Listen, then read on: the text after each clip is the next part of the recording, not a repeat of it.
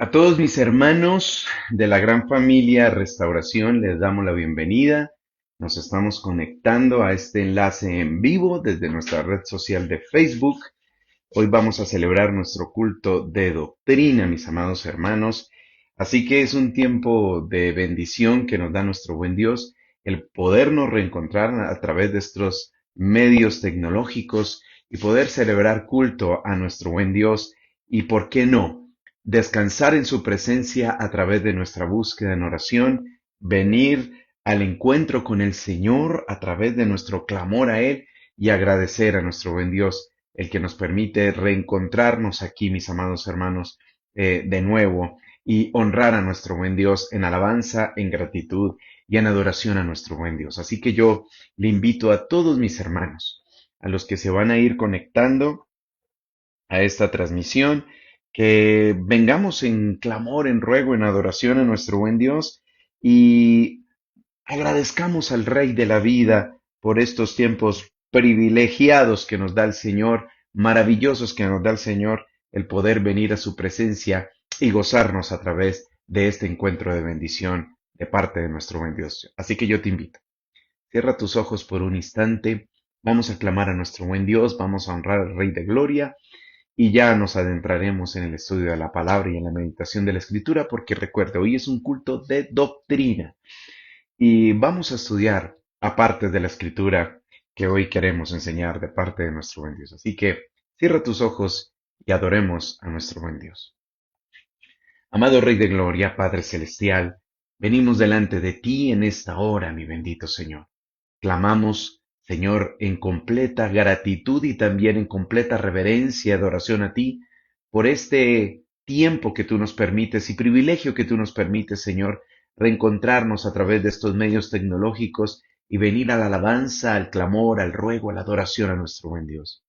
Señor, toda intención del corazón, todo sentir del alma, todo deseo, Señor, que se vuelca a ti, que viene hacia ti, dice tu palabra, que tú no lo echas fuera. Señor, tu palabra me enseña que tú miras el corazón y que tú recibes a esos corazones contrictos y humillados, que creen, que viven y que esperan en las bendiciones del buen Dios, en las bendiciones del Salvador, en las bendiciones del gran yo soy. Señor, nos sentimos plenamente agradecidos, nos sentimos plenamente gozosos y victoriosos en el Señor, el poder, Señor, reconocer que un día en nosotros triunfó la fe y en ese triunfo de fe pudimos ver al buen Salvador, a nuestro Señor Jesucristo. Y en ese triunfo de fe pudimos reconocer, Señor, nuestra debilidad humana, nuestro pecado, y nuestra necesidad del Salvador, de nuestro Señor Jesucristo. A partir de allí, Señor, iniciamos una vida de bendición en ti. Empezamos a ver las cosas desde una perspectiva diferente. Señor, vinimos a ver un cambio consistente, un cambio transformador en nuestras vidas. Ya nada fue igual, ya nada será igual en el Señor.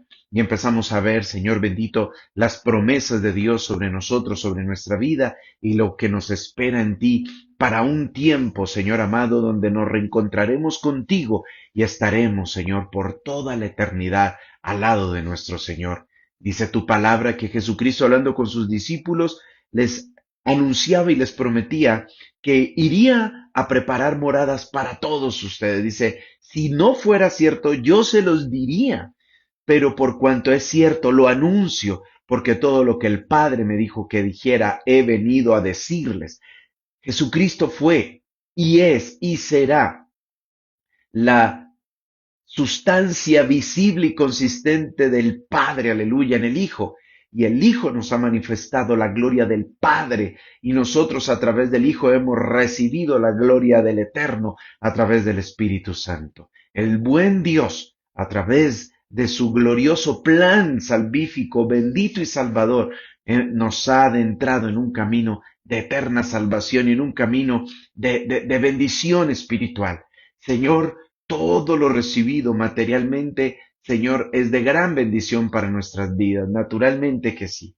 Sin embargo, nuestra mirada, nuestra perspectiva y nuestro anhelo es un anhelo celestial, es un anhelo eterno contigo, mi amado Señor. Padre, ayúdanos a permanecer fieles y persistentes a esta vida hacia ti, a este caminar hacia ti.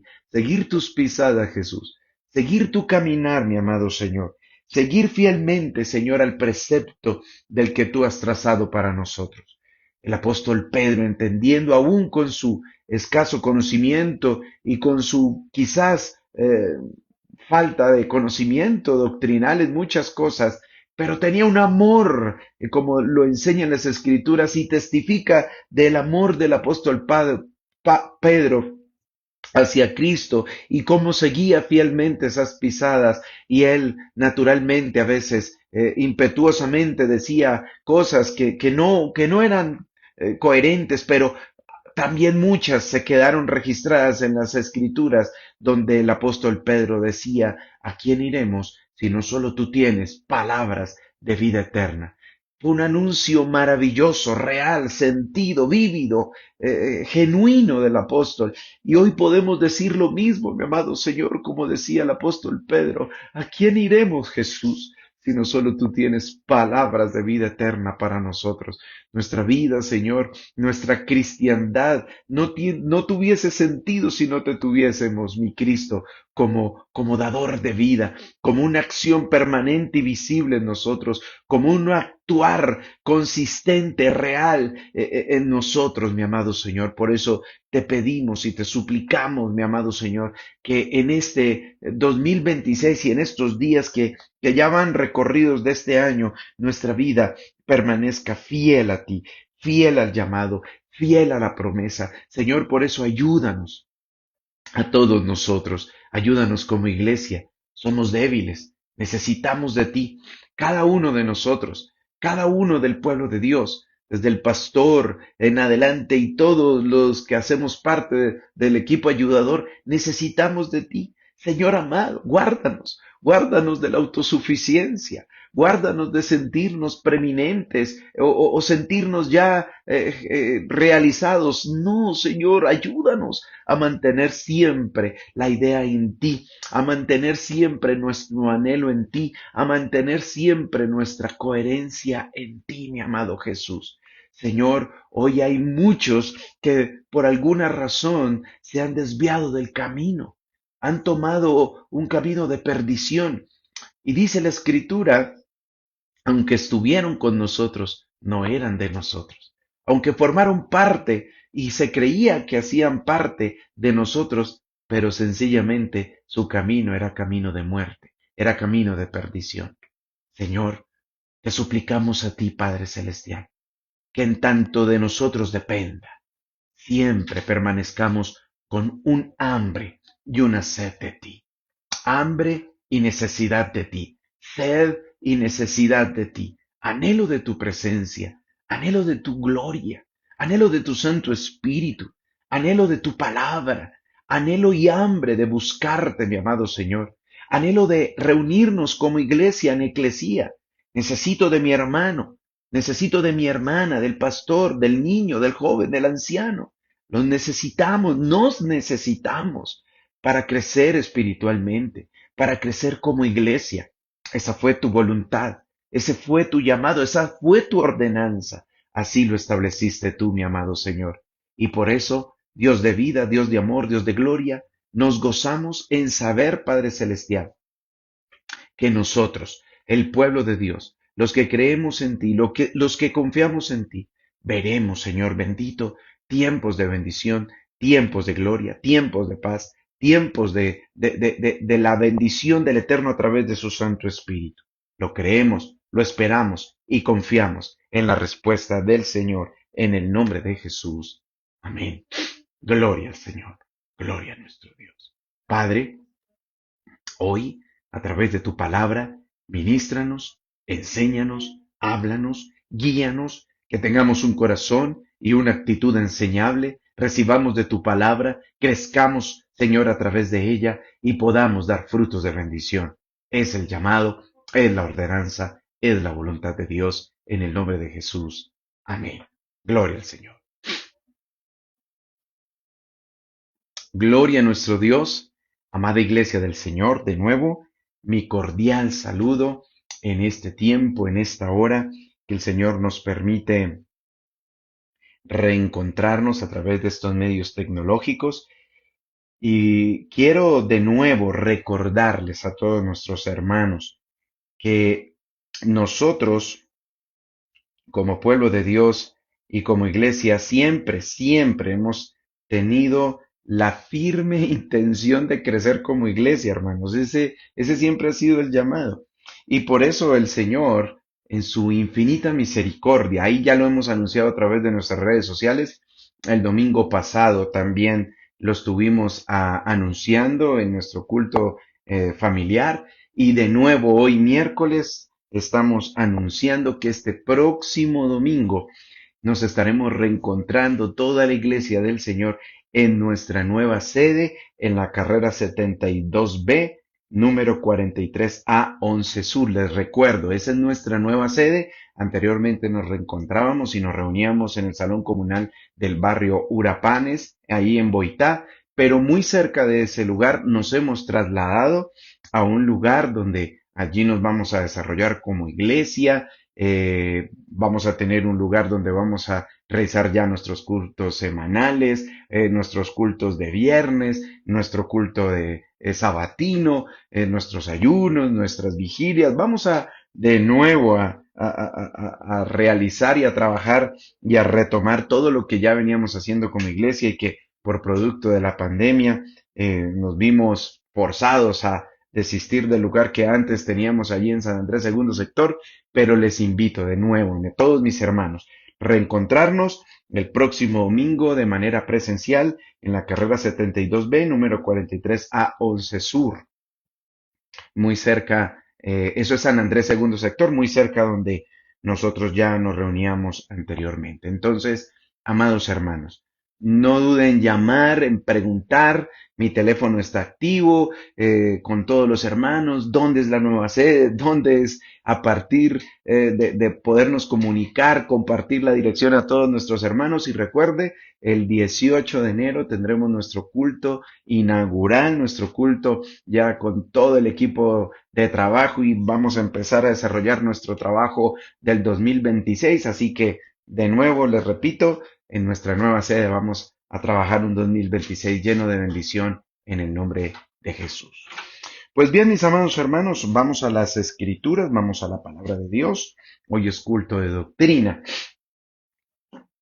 Y el título de este mensaje es Guardados en la sana doctrina.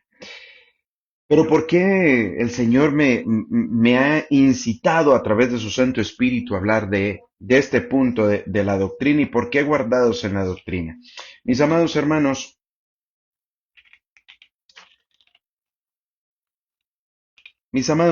hoy en día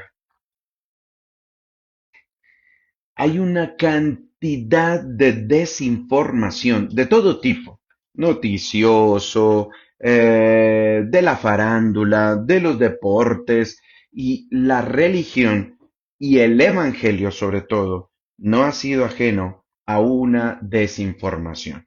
Y como en algún momento el Señor me permitió predicarles, mis amados hermanos, estábamos tan sobrecomunicados y hay tanta información de todo tipo, noticioso, radial, redes sociales, por todo lado. Hay un bombardeo de noticias de todo tipo, mis amados. Hoy es más que relevante tener en cuenta ese aspecto de ser guardados por la doctrina o por la sana doctrina, y que nosotros como el pueblo de Dios, la iglesia del Señor, tenemos que tener nuestros sentidos completamente abiertos, sensibles, sentidos que nosotros podamos percibir de manera eficaz cómo el enemigo se presta para poder entorpedear, llevar al engaño, llevar a la zancadilla, al tropiezo, al cristiano que por cauto, que por quizás ignorancia en muchas cosas de la doctrina, o por querer, no querer aprender, o por descuido del estudio de la palabra de Dios, se ve forzado, no, se ve sensiblemente engañado, se ve sensiblemente tocado por el engaño, y que desafortunadamente ha llevado a camino de tropiezo en muchas decisiones. En ese sentido, mis amados hermanos, el título de Guardados en la sana doctrina para este 2026 es más que necesario que lo toquemos prontamente. Y le voy a decir por qué, mis amados hermanos. Bajo esa sobrecomunicación, hoy en día cualquiera puede crear un canal a través de las redes sociales, Facebook, YouTube, y decir cualquier cosa que se le ocurra. La, el sensacionalismo, el morbo, la sensualidad de las palabras y cuanta cosa que puede haber dentro de toda esta sobrecomunicación y lo que ya veníamos hablando, hay personas que se dejan mover por ese tipo de cosas, pero cuando se cotejan esa cantidad de cosas que dicen cualquier cantidad, y perdón la expresión que voy a decir, pero no encuentro otra argumento, otra para definirlos, una cantidad de charlatanes, una cantidad de engañadores que quieren entorpedear la buena y sana palabra del Señor y andan diciendo lo que se les va ocurriendo. Y esto es interesante, mis amados hermanos, se los voy a decir por qué. Seguro que todos nosotros hemos escuchado la palabra hacker, los hackers, o quiénes son este tipo de personas a los que se les domina hacker. Un hacker es un hombre o una mujer con una capacidad de conocimiento tecnológico y sobre todo en lo que es la computación y la programación. Y estas personas logran introducirse, escúchase bien, introducirse en muchos sistemas, en software sobre todo, y desde adentro, sin que nadie lo perciba, sin que nadie se dé cuenta, desde adentro puede enviar virus al sistema operativo, llámese del banco, llámese de entidad eh, financiera, llámese una entidad de administradora de salud, llámese una entidad pública, llámese la entidad que tú quieras.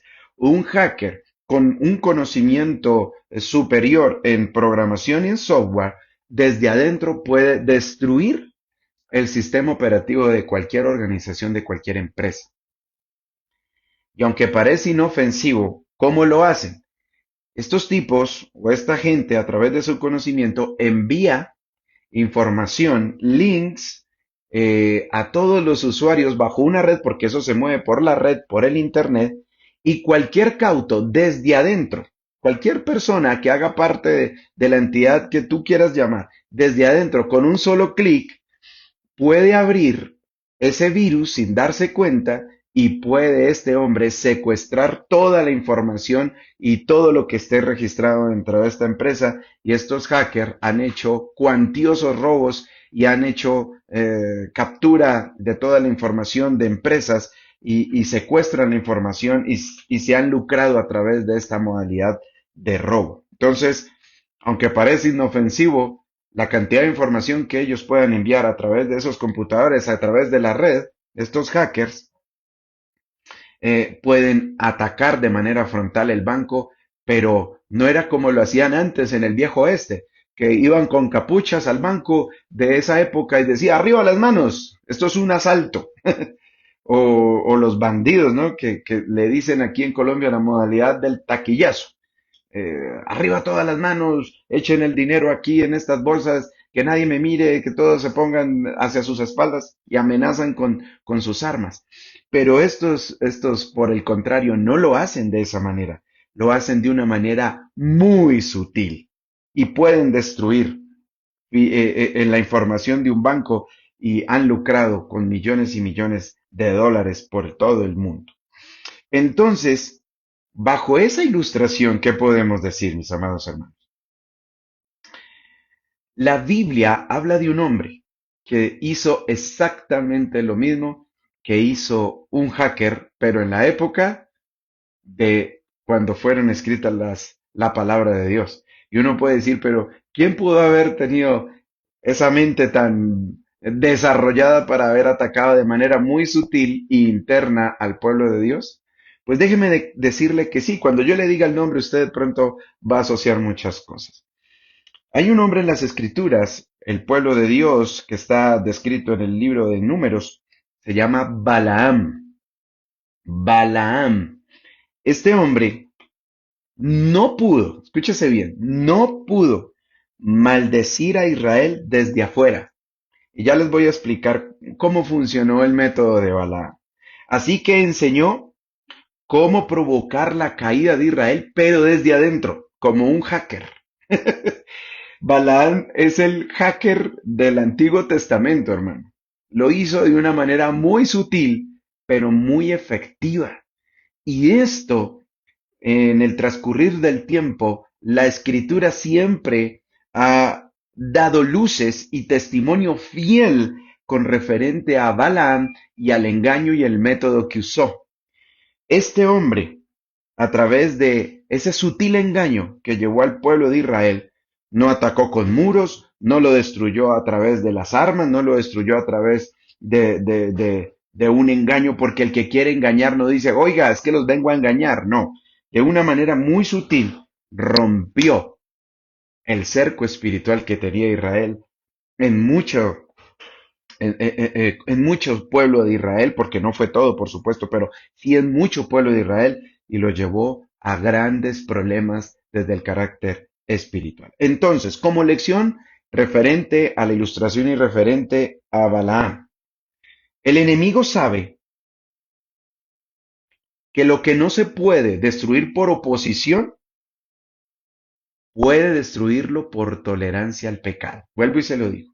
El enemigo sabe muy bien, hermano, que lo que no puede destruir por oposición, sí lo puede hacer a través de la tolerancia al pecado.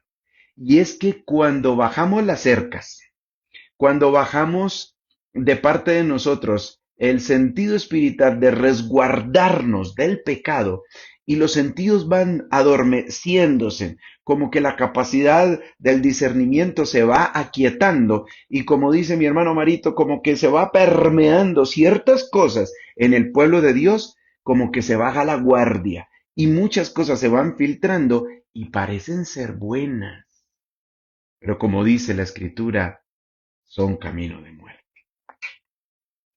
La palabra del Señor enseña de la siguiente manera, en la segunda carta del apóstol Pedro, capítulo 1, de la siguiente manera el apóstol, ahí en su carta, afirma claramente, con referente a lo que estamos hablando, dice así, segunda carta del apóstol Pedro, capítulo 2, versículo 1, vamos a leer hasta el 3 para la gloria del Padre, del Hijo y con la poderosa presencia del Espíritu Santo. Dice, pero hubo también falsos profetas entre el pueblo, como habrá entre vosotros falsos maestros. Interesante. Que introducirán encubiertamente herejías destructoras y aún negarán al Señor que los rescató, atrayendo sobre sí mismos destrucción repentina. Y muchos seguirán sus disoluciones, por causa de los cuales el camino de la verdad será blasfemado. Versículo 3. Y por avaricia harán mercadería de vosotros con palabras fingidas. Sobre los tales, ya de largo tiempo la condenación no se tarda y su perdición no se duerme. Tremendo lo que acaba de decir aquí el apóstol Pedro, allí en su carta. Pero ¿por qué el apóstol Pedro escribió esta porción? Veamos el contexto. Es interesante. Recuerde que yo siempre he enseñado y seguiré insistiendo en este punto. No hay que sacar textos fuera de su contexto y hay que sacar siempre la idea de lo que quiere enseñar la escritura, la palabra del Señor. Si vemos un capítulo anterior, en el versículo 19, en esa misma carta, en el capítulo 1, segunda de Pedro, capítulo 1, en el versículo 19 entendemos por qué el apóstol Pedro dijo lo que dijo en lo que acabamos de leer. Leamos, dice así. Tenemos también la palabra profética más segura, a la cual hacéis bien estar atentos como una antorcha que alumbra en un lugar oscuro. Mire lo que hace la palabra. Alumbra como una antorcha. ¿En dónde? En un lugar oscuro. ¿A qué lugar oscuro se está refiriendo la escritura? Al mundo, hermano. Al mundo caído. Recuerde que Juan en el capítulo 1, en el Evangelio de Juan capítulo 1, el apóstol allí escribió en su prólogo, hablando específicamente de Cristo, siendo el mismo Dios hecho carne, dice, los hombres amaron más la luz, amaron más las tinieblas que la luz. Así lo dice el apóstol allí en el Evangelio de Juan. Los hombres amaron más las tinieblas que la luz. En el 53 de Isaías, el profeta escribe que todos volteamos su rostro, todos volteamos el rostro de Cristo. El pecado hizo que el mundo volteara el rostro. Él era herido por nuestros pecados, molido por nuestras causas. El peso de nuestra paz fue sobre él, dice la Escritura, pero todos de él volteamos el rostro. ¿Por qué? Porque los hombres aman más las tinieblas que la luz. Por eso está diciendo el apóstol Pablo. Pedro lo que está diciendo aquí. En un lugar oscuro, hasta que el día esclarezca y el lucero de la mañana salga en vuestros corazones. ¿A quién se está refiriendo? Pues a Cristo, hermano. Porque las escrituras dan testimonio de Cristo. Ellas son las que dan testimonio de Él. Jesucristo dijo, les parece bien que escudriñen las escrituras porque ellas son las que dan testimonio de mí. Así lo dice la palabra. ¿Ok? Versículo 20.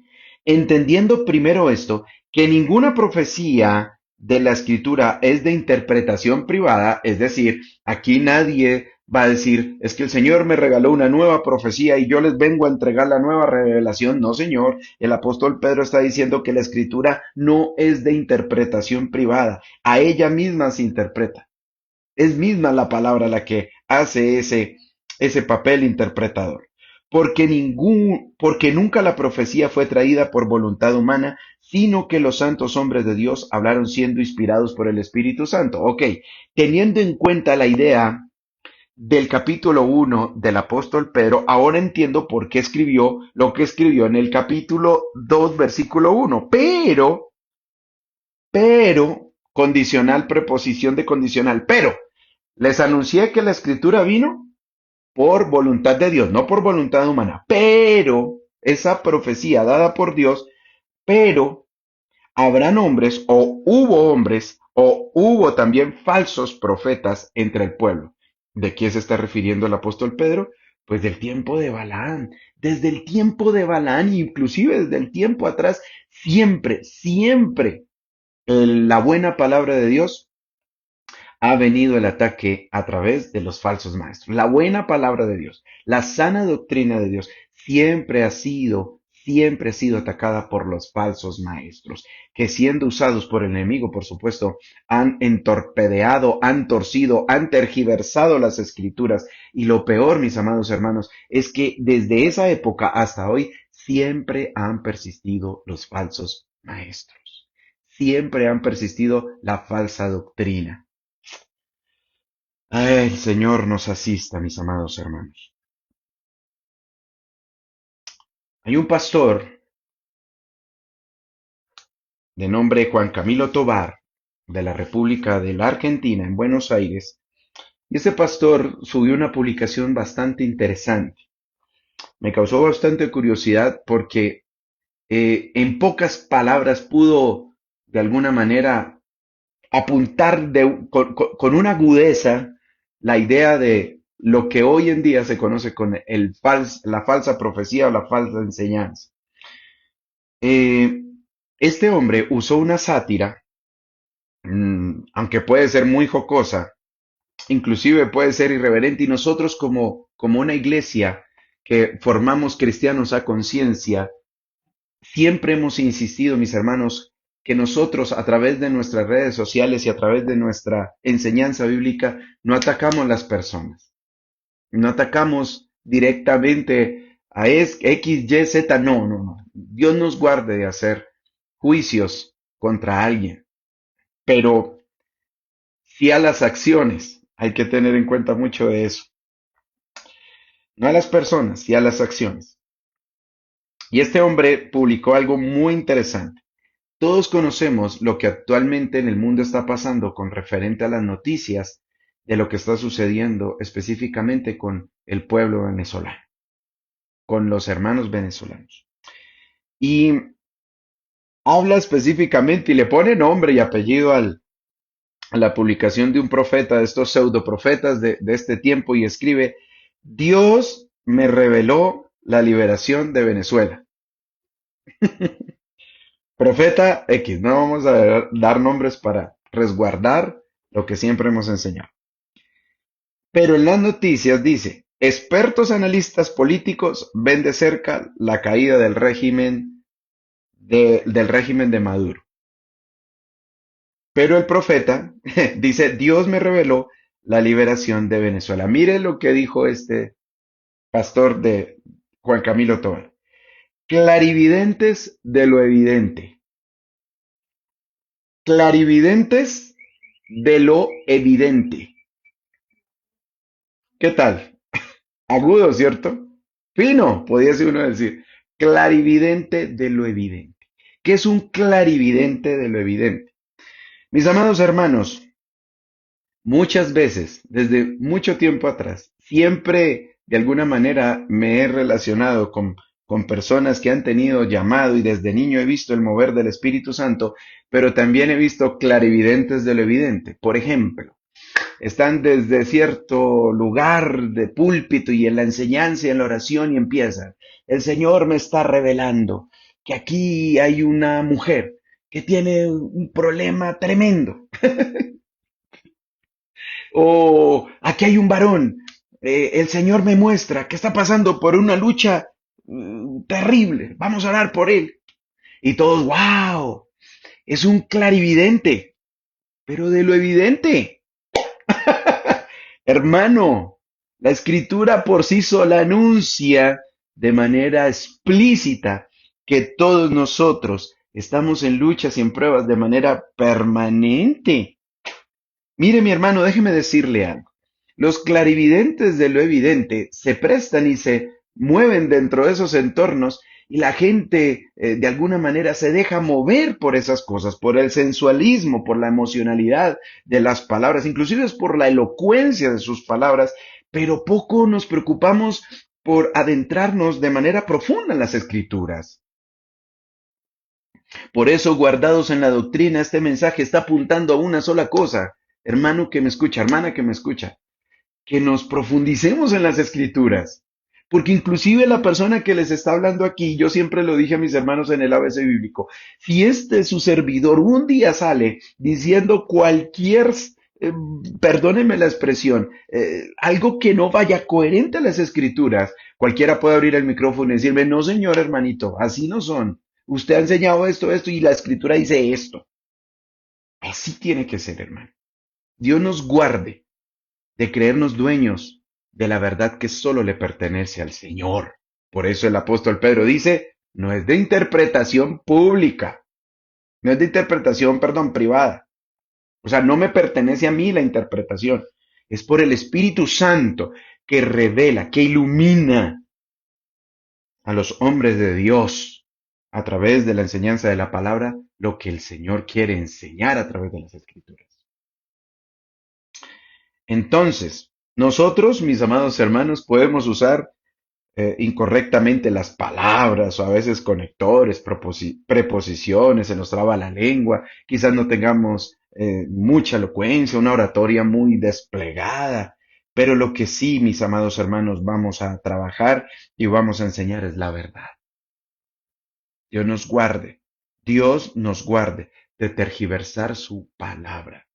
Entonces, cuando usted vea profecía, cuando usted escuche revelaciones, cuando usted escuche palabra de ciencia, clarividente de lo evidente, cuidado, prenda las alarmas, hermano.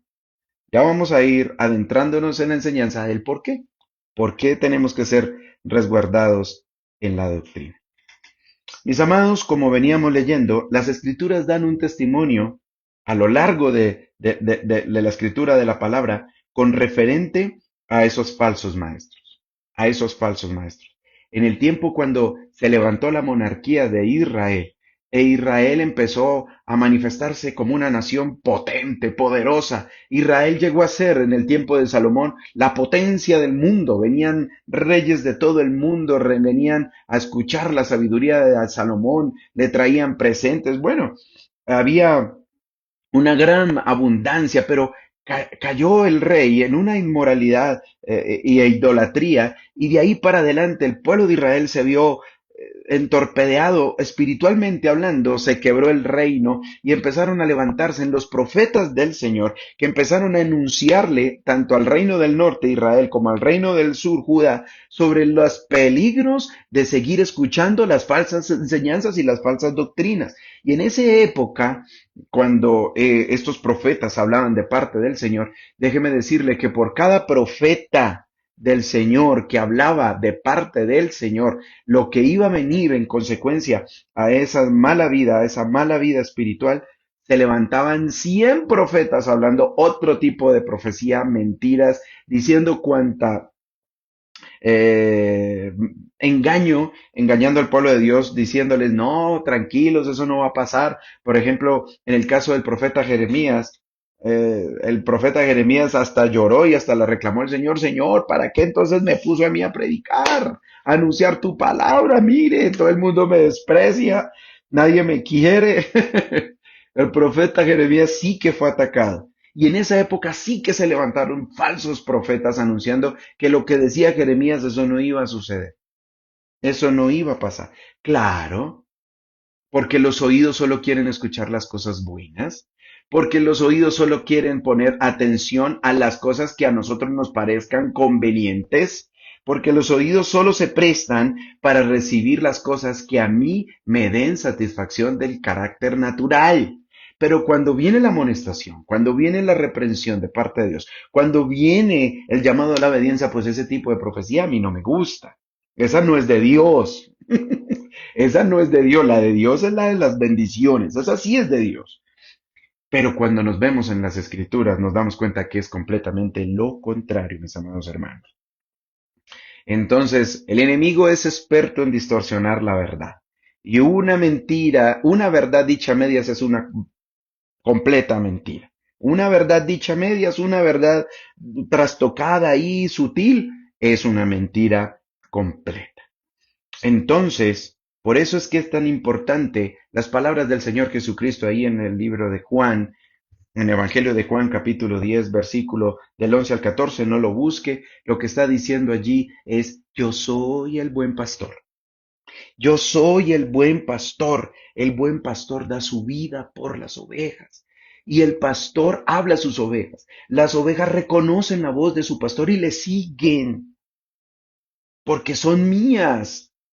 Porque me conocen, está diciendo Cristo allí. El asalariado sabe qué hace, huye ante el peligro, pero yo doy mi vida, la entrego por mis ovejas y mis ovejas me siguen y ellas son conocidas por mí.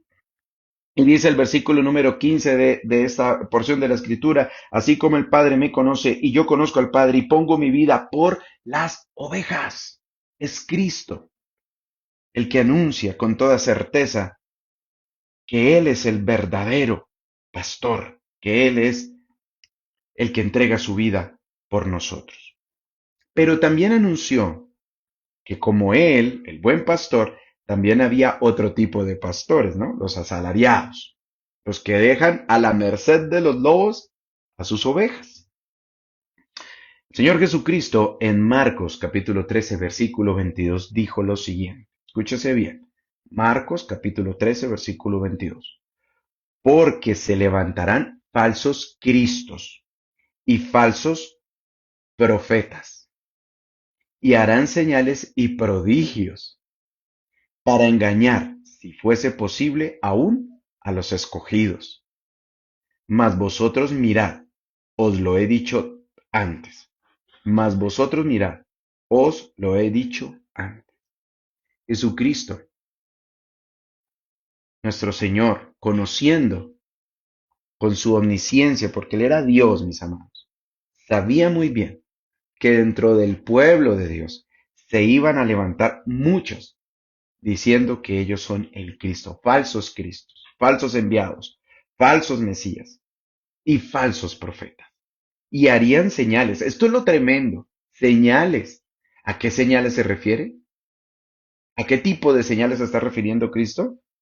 Prodigios, señales, milagros, sanidades, para engañar. Tremendo. ¿Para engañar a quiénes? A los escogidos, si fuese posible.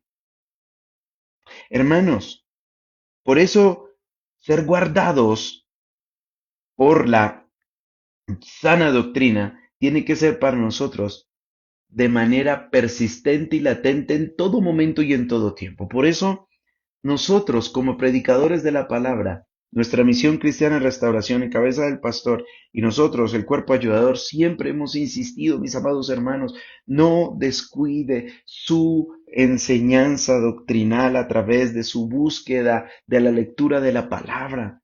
Hágalo. Enamórese, mi amado hermano, de escudriñar la palabra del Señor. Y si no entiende esta porción de la escritura, hay un hermano, a mí me gusta un ejercicio que él hace, él anota. Y el domingo que nos reencontramos, hermano, explíqueme esto. ¿Qué quiere decir esto? ¿Y por qué dice esto? Y hay un hambre, una necesidad. Eso está bien, eso es un buen ejercicio. Otros lo pueden hacer de diferente manera, pero mi hermano, nuestra motivación para el pueblo de Dios es que este 2026 tu vida sea enriquecida por la palabra de Dios, porque ellas son las que dan testimonio de mí, dijo Jesús. En ellas os parece que hallaréis la vida eterna, la palabra del Señor. Volviendo a la historia de Balaam, este buen ejemplo, mire cómo lo hizo este buen ejemplo, no, este mal ejemplo de Balaam, y de cómo de manera sutil se prestó como un buen hacker para que de manera muy no perceptible pudiese hacer estragos en el pueblo del Señor. Vamos avanzando. En el Números capítulo 22, libro de Números capítulo 22, la palabra del Señor a partir del versículo número 1 de ese capítulo dice lo siguiente, rápidamente para que usted entienda el contexto. Partieron los hijos de Israel y acamparon en los campos de Moab, junto al Jordán, frente a Jericó. Y vio Balac, hijo de Zippor, todo lo que Israel había hecho al amorreo. Si usted lee capítulos anteriores, al amorreo eran aquellos cananeos que habitaban la tierra donde iban a conquistar Israel, y Balac era el rey de Moab. Y como ya Israel ya había conquistado a muchos de esos reyes, ¿por qué?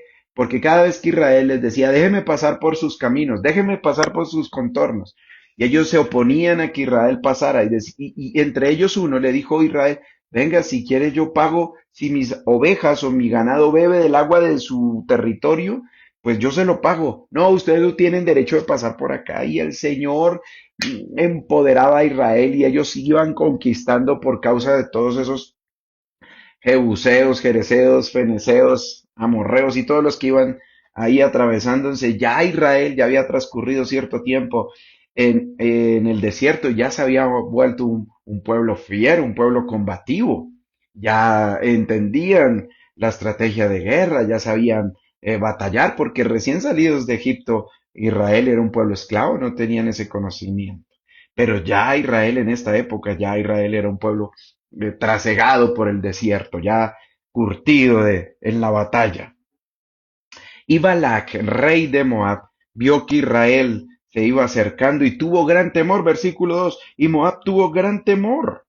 Versículo 3, perdón, y Moab tuvo gran temor a causa del pueblo, porque era mucho, dice, y se angustió Moab a causa de los hijos de Israel. Y dijo Moab a los ancianos de Madián, ahora lamerá esta gente todos nuestros contornos. Lamerá, Israel viene con toda. Israel nos va, mejor dicho, a pasar por encima. Son demasiados. Como lame el buey la grama del campo. Y Balac, hijo de Zippor, era entonces el rey de Moab. Por tanto, envió mensajeros a Balaam. Primera vez que sale en la historia, aquí del escrito bíblico, en la narrativa bíblica, Balaam. Balaam, hijo de Beor, en Petor, que está junto al río en la tierra de los hijos de su pueblo. Balaam vivía en Madián, pero lo mandó a llamar el rey moabita. Los de Moab eran los descendientes de Lot, ¿te acuerdas? ¿Cómo llegaron a nacer la nación moabita? Nación moabita de Lot, que era el sobrino de Abraham, Estos descendientes vinieron de la unión de sus hijas con su papá. De ahí viene todo el problemita, mi amado hermano, en Génesis, de sobre estos pueblos, paganos, por supuesto. Versículo 6. Ven pues, ahora te ruego, maldíceme este pueblo, maldícemelo, porque es más fuerte que yo. Quizás yo pueda herirlo y echarlo de la tierra, pues yo sé que al que tú bendigas será bendito y el que tú maldigas será maldito. Tenía buena fama Balaam, ¿no? De maldecir y de bendecir también. Pero en el versículo número 12 de ese capítulo, cuando fueron los mensajeros, el Señor Dios le habló a Balaam y le dijo, entonces Dios le dijo a Balaam, no vayas con ellos, ni maldigas al pueblo, porque ¿qué? Bendito es. Ya Dios le había dicho a Balaam, oiga, no vaya con ellos, porque el pueblo de Dios bendito es. Pero pasó algo. Les voy a resumir, este era el contexto para que lo tuvieran en cuenta, solamente les voy a resumir cómo operó este hombre de manera muy sutil. Cuando los mensajeros por primera vez fueron y no recibieron las buenas noticias de Balaam, volvieron a Balac y Balac se enojó, pero volvieron otro tipo de emisarios. Él le volvió a enviarlos, pero a otro tipo de personas. Les pongo el contexto. Quizás Balaam envió, póngale a los mensajeros, ustedes mensajeros vayan y tráiganme a Balaam. Pero esta vez, como Balaam les dijo que no iba a ir, envió a su séquito, a sus ministros, a su cuerpo de gabinete y sus consejeros. Envió a la élite del reino de Moab, para que me entiendan. Y ellos fueron ahora sí con presentes, y ellos fueron pues con sus ornamentos y con su elocuencia, pues ya era otro tipo de funcionarios, ¿no? Y fueron y hablaron con Balaam, pero ya Dios le había dicho que no. Pero cuando Balaam recibió a estos hombres, ya empezó a descubrirse qué era lo que realmente había en su corazón. Les dijo, oiga, mire, así Balaam, así Balac, me entregue todo su reino, ya Dios dijo que no. Pero, ¿sabe qué? Quédense en esta noche aquí en mi casa. Quédense, no se vayan todavía. Y vamos de nuevo a hablar con Dios a ver qué me dice. Pero es que yo a Dios le había contestado. Pero Balaam quería seguir hablando con él, a ver que si cambiaba de opinión. Esto es interesante. Balaam, eh, ya Dios le había prohibido que se tenía que ir con ellos, pero Balaam insistía a ver si Dios cambiaba de opinión y Dios le dijo, listo. Si usted lee el capítulo 23, 24, va a decir, va a entender.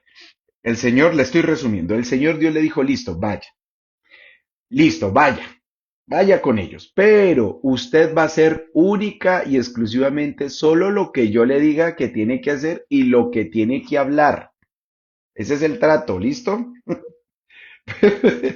Pero cuando uno va leyendo, uno se da cuenta que Balaam iba por el lucro, hermano. Él no iba con otra intención más que por el lucro. Pues claro, al ver todo lo que le ofreció Balac, el rey de Moab, pues, ¡ay! Se le abrieron los ojos. Ahí es cuando en ese camino la burrita le empieza a hablar. Todos hemos conocido esa historia de que la burra abrió su boca y le dijo, ¿por qué me golpeas?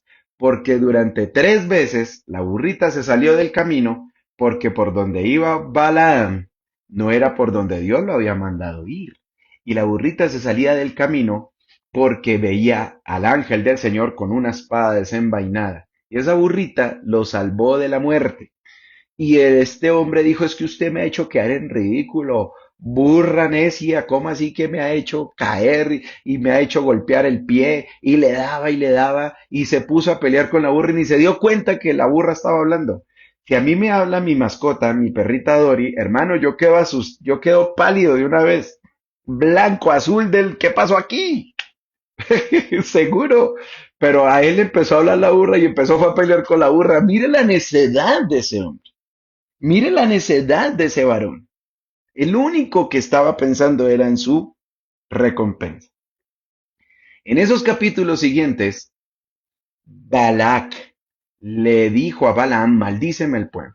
Y Balaán le dijo a Balac, vamos a preparar unos altares, unos becerros y vamos a matarlos y tan, y vamos a pedir a Dios a ver qué. Y Dios le daba la palabra a Balaán que tenía que darle al pueblo. Y Balac se ponía furioso. Oiga, si bien es cierto no los va a maldecir, pero tampoco los bendiga. Y eso pasó durante 3 meses. Mire, Balaam, de una u otra manera, quería de alguna manera favorecer a Balac. Pero siempre Dios le dijo, no, señor, usted no va a hacer lo que a usted le parece, señor. Usted va a hablar específicamente lo que yo le digo que va a decir.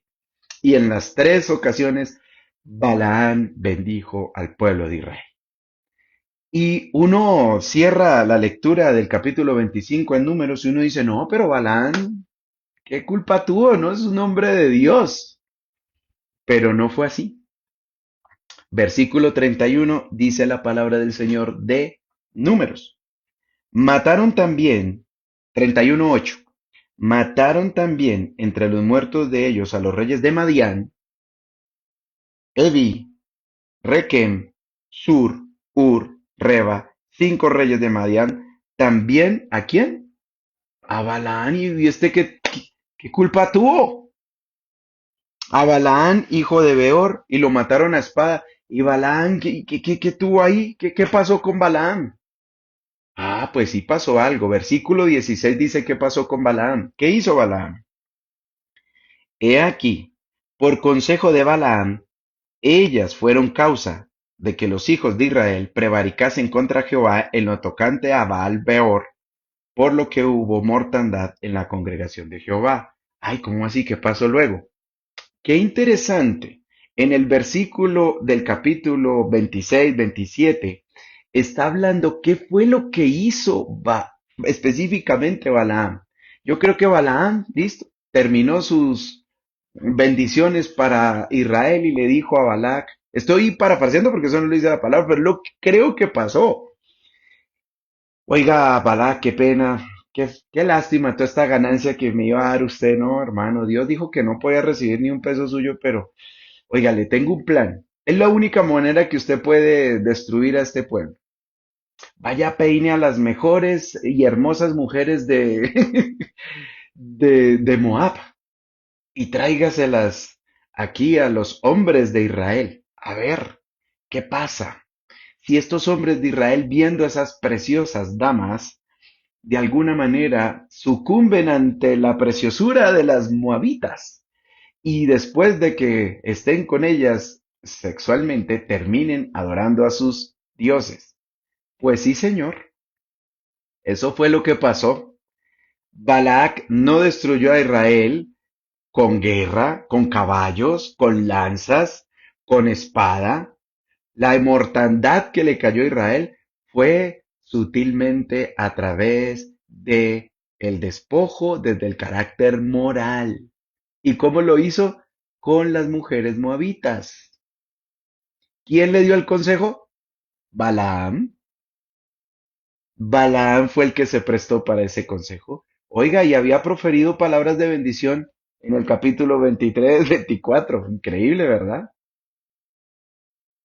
Pues ese falso maestro, mis amados hermanos, llevó al pueblo de Israel a semejante situación y hubo una mortandad grande en el pueblo del Señor. Los hombres de guerra se vieron completamente dominados por la lujuria, por la sexualidad de el pecado y la fornicación con estas moabitas y por la idolatría.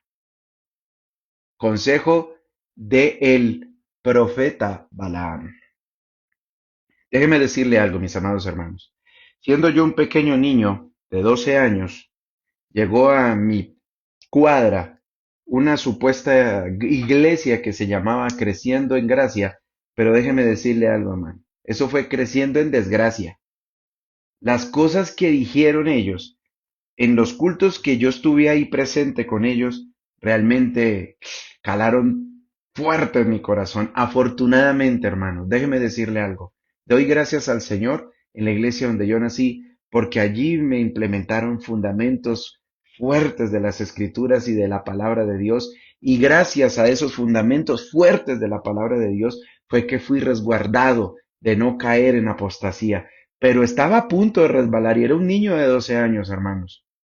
Mis papás ni siquiera se habían dado cuenta y me dejaban ir al culto de Creciendo en Desgracia. Hoy en día, estos de Creciendo en Gracia, a su líder, a la pastora general de esta misión, la llaman Jesucristo Mujer.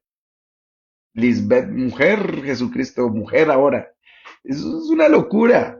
Y se tatúan aquí el 666 y bueno, hacen una cantidad de cosas y Dios santo. Y yo estaba inmerso en esa doctrina y era tan sutil como el hacker, recuerden lo del hacker, así muy sutil lo de Balaán. Era tan sutil su palabra y era tan elocuente sus palabras y era tan hermoseadas según el contexto bíblico las palabras que parecían tener razón, tener verdad.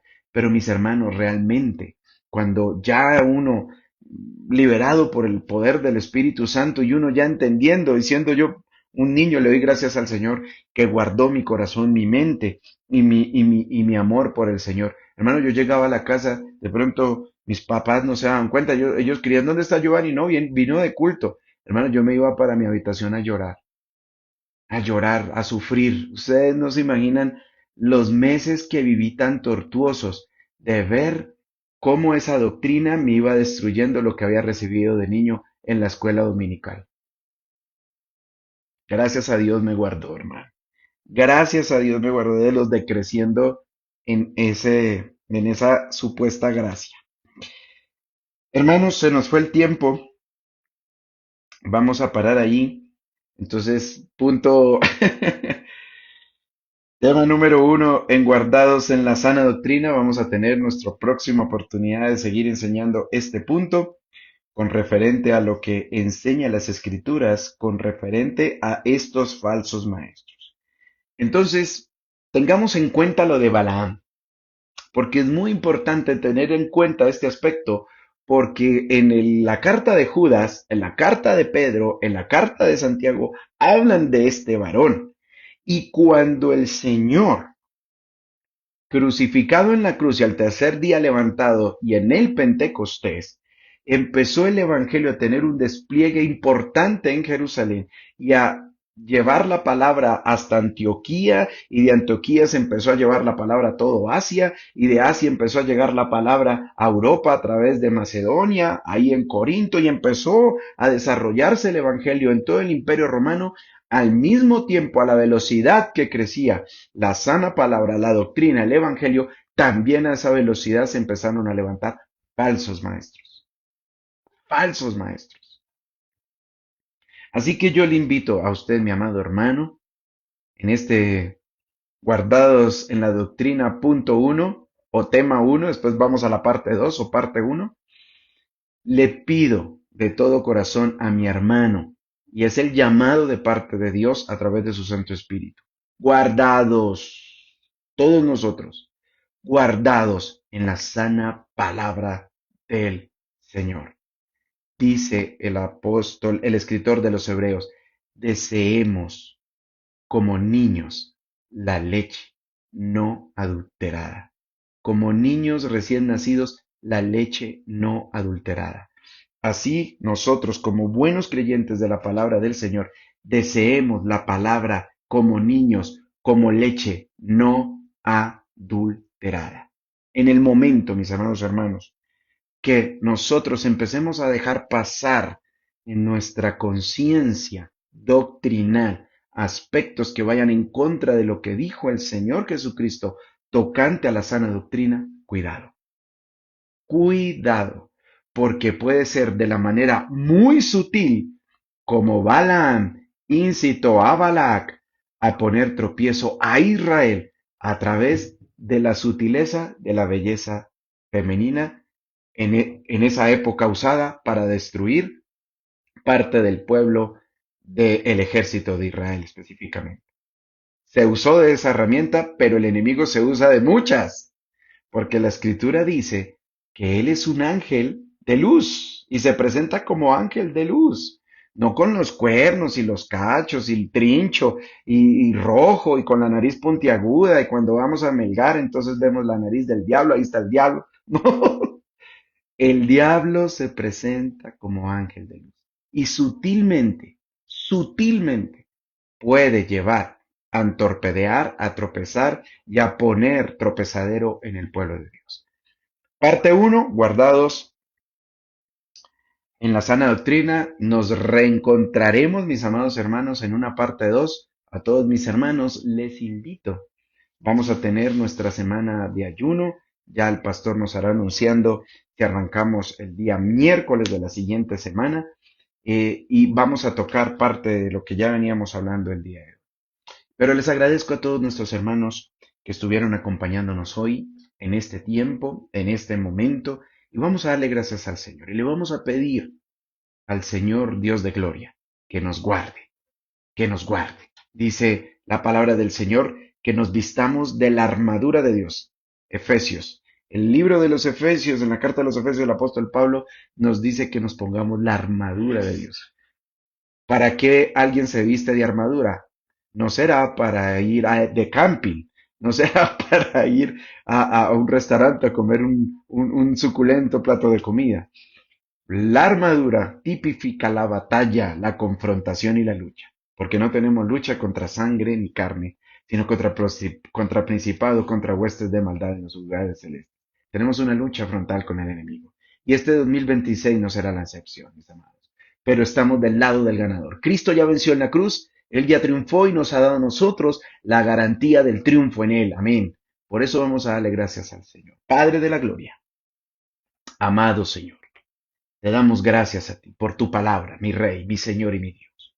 Padre, hemos entendido a través de la Escritura que tenemos una lucha frontal con el enemigo. El enemigo no se va a ocupar de los que ya están esclavizados, pues esclavos del pecado son. El enemigo va a enfilar todo su arsenal en contra del pueblo de Dios, en contra de los que creemos en el Señor, en contra inclusive de los escogidos, dice la palabra. Por eso te pedimos a ti, mi amado Señor, que nos ayudes, que nos guardes, que nos limpies, que nos restrinja, Señor bendito, en todo nuestro ser, Señor amado, inquietados o de alguna manera engañados por el enemigo. El enemigo, guárdanos, Señor.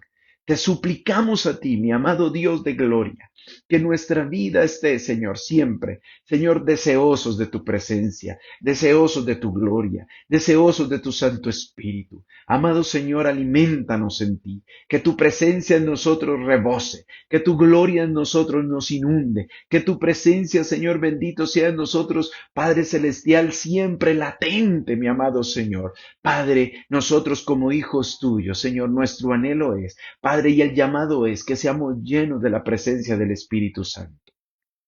En estos tiempos, Señor, la pelea es luchando, la pelea es peleando. Y hay tiempos, Señor amado, donde nosotros, Señor, quizás por distracciones humanas o ruidos del mundo, como que bajamos la guardia. Señor, guárdanos, Señor. Guarda tu pueblo, guárdanos, guárdanos, Señor. Padre, quizás a veces nosotros, sin darnos cuenta, nos distraemos, bajamos la guardia sutilmente, nos vemos en conversaciones, viendo ciertos contenidos, escuchando cosas que no van conforme al propósito de Dios. Te pido, Señor, en tu nombre, Padre Celestial, que en este tiempo, que en este 2026, nuestra vida, Señor, sea una vida en santidad, Señor amado. Te lo suplico, mi buen Dios. Te damos gracias a ti, te damos gracias, mi Dios, por este tiempo, por esta oportunidad, por este llamado al que tú nos haces. Y te doy gracias por mis hermanos, te doy gracias por la iglesia. Bendice al pueblo del Señor, bendice a la Misión Cristiana Restauración, bendice a mis amigos, a mis amigas que nos están viendo a través de las redes sociales. Señor de la gloria, permítenos, Señor, a través de tu palabra, Señor, ser Padres movidos a enseñar tu palabra, Señor bendito, sin tergiversarla, sin torcerla, sin decir lo que la palabra no ha dicho. Señor, guárdanos, Señor bendito, como predicadores de tu palabra, te lo pido, mi buen Señor, esperando en ti, aguardando en ti y siendo guiados por tu Santo Espíritu. Te doy gracias a ti, mi buen Señor, Padre de la gloria, y nos despedimos en este tiempo en el nombre de Jesús. Aleluya. Amén. Gloria al Señor. Mis amados hermanos, Les damos primeramente las gracias a Dios y a usted por compartir con nosotros en este tiempo, en nuestro culto de doctrina, no sin antes recordarles, mis amados hermanos, nuestro culto el próximo domingo, culto familiar a partir de las 8:30 de la mañana, pero en nuestra nueva sede, recuerde, nuestra nueva sede. Voy a de nuevo a darle la dirección, no sea que de pronto yo me haya equivocado en dar un número que no es, vamos a dar de nuevo la dirección. Carrera 72B, número 43A, 11 Sur. Carrera 72B, número 43A, 11 Sur, San Andrés, primer sector. Iniciando nuestro servicio, dije segundo sector. Corrijo. Primer sector, San Andrés, primer sector.